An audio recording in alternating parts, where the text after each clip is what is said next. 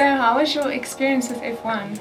To be honest, it was probably the best iteration that I've played to date. I mean, visually it is beautiful. It looks almost like the cars of today. If I were looking at it in person and I looked at the game, I honestly could not tell the difference. Where the AI comes in as well, being able to set all of that to make the experience even more realistic. It gives you the option to customize your player experience basically. So, I mean, for casual players like you and I who are not experts at throwing these cars into corners, it makes it very enjoyable because we can customize the gameplay, the style. I mean, we can customize anything down to how many safety cars come out. The amount of rain that falls, we can literally change all that. And I think what really adds to that is where with F1, the elements and the surroundings of your environment that plays such a big role. Then if you as a pro want to play, then you can go out of your way to actually make it harder and harder for yourself as you say. Yeah, you can honestly make it like real life. Like realistically, I mean, you can optimize the damage to be exactly like real life. So it's honestly a ball to play this game.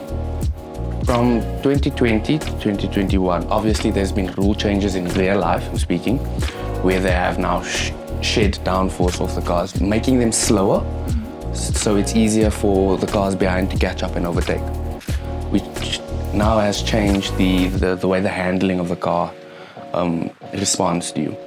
So Codemasters have made this game a lot more understeer in terms of the car, baseline car. It's more understeered because they have now shed a lot of downforce in real life. So that affects the gameplay. Something also that they've changed is tires. The tires are very responsive.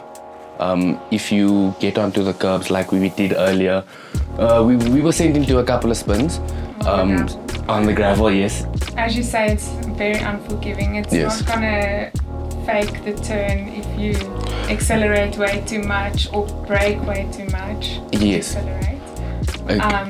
Too much, and exactly, like you need to know your handling and be strategic about it. I think the mistake we made was comparing this game to a game like Forza or Gran Turismo, where you can accelerate and it goes, you turn and it turns, you stop and it stops. With this game, it's not like that. I mean, these cars, you can't tell this car to brake and turn at the same time because physically you can't do that. The physics of the car does not allow it to do that. So in that way, it adds a whole lot more realism to the game. It makes you feel like you are the driver.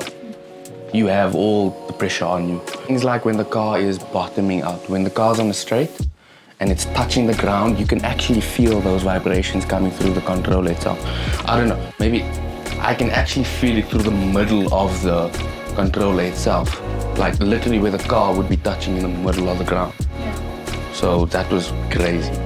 When we're going into a braking zone for a corner that's very hard, you need to stop, you know, a lot of go, you need a lot of whoa. That braking zone would be, you would feel it a lot harder on the controller versus a corner that's a little faster, or a corner or you need to brake between two different corners. You could actually feel how the car would respond either to you braking or accelerating in terms of the triggers. Also with the driver assists, if I would brake too much into a corner, the assist would actually kick in and take me off the brake. For the 2021 new version of the game, they have now introduced a story mode, Breaking Point. It sees a rookie driver paired up with a elder statesman, a veteran basically, and you take on the Formula One world as this rookie, with your elder statesman teammate kind of guiding you through your journey through this tumultuous world of Formula One. to play the story mode to get more accustomed to the car than just you throwing yourself into the deep end in a career mode starting. And I guess the nice part about career mode afterwards is when you've gained all that knowledge and skill, then to actually go back and build up some hours. Yes, 100%. It encourages, I think if I'm not mistaken, there are 10 seasons within the story mode. So you can play 10 seasons and the cars will just get better and better. And obviously so will your skill set. Yeah.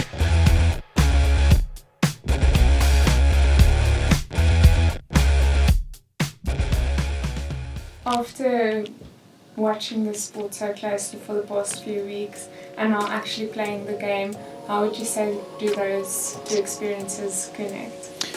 So, I mean, obviously the features of the game itself is aligned with how things actually work in the sport. So, you know, we speak about, one of the things I could personally feel was the tire degradation. So you'll see, I mean, obviously during a race in real life, they'll put, you know, whether it's once or twice in a race, and you can literally see the difference in time where the tires start dropping off.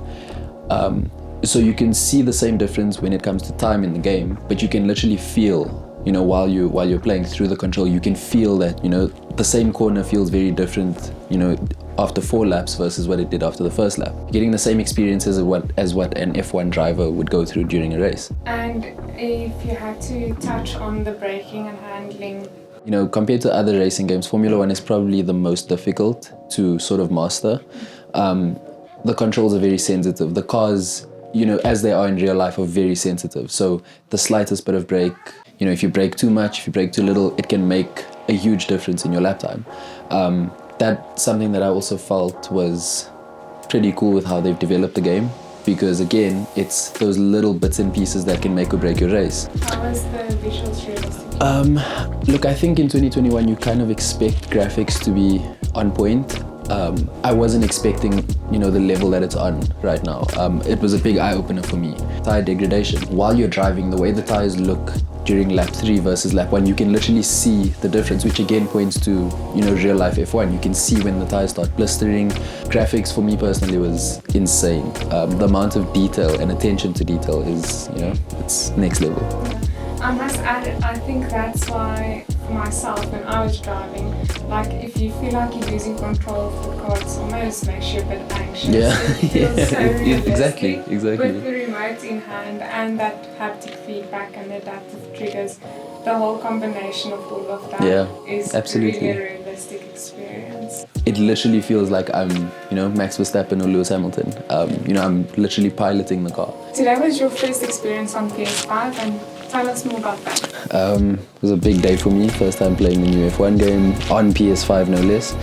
PS5 is amazing, especially with a game like F1. To succeed in a game like this, you need to be very precise. You need to sort of be able to read more than you would the average racing game.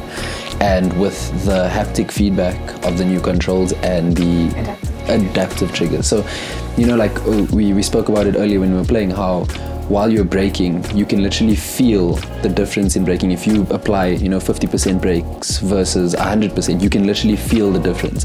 And it makes the biggest difference when you're playing a game like this.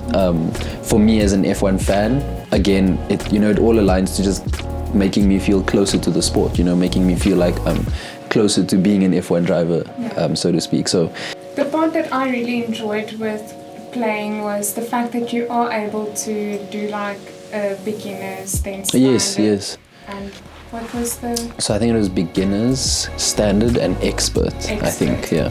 So once again, like I myself, who haven't played F1 before, got to experience it. But obviously if you are a player and you have been playing for a while, then you can go to expert depending on your skill level. So I mean that's another nice thing about the game itself, is that, you know, it's not just for F1 nuts. You know, you could be vaguely interested in the sport and you'd enjoy playing the game. If anything, I think playing the game would sort of bring you closer to the actual sport. You'd probably watch a lot more often, because you tend to grow an appreciation for what goes into driving these cars. I know it's a completely different thing, you know, driving with a control versus driving it in real life, but the experiences aren't as far removed as you would think. The fact that they cater to beginners and experts, I think that's also a pretty cool part of the game. I also gained some respect today when I was driving to actually just understand like the precision that goes into it. It's not just full throttle Yep. and then braking and taking turns. If your precision and skills and techniques aren't strategic, then you're gonna go off track. So, I mean, again, you know, making reference to other racing games, those games are very different where, you know, there's a corner and you can literally throw the car into a corner and it'll turn. Whereas with this, if you turn, you know, half a second too late, you're probably going off the track. If you turn half a second too early, you're probably going to cut the corner, whatever it is. So I think for me, it lends well to my OCD because, you know, you always want to perfect everything, every corner, you know, you're obviously following the racing line, you're braking.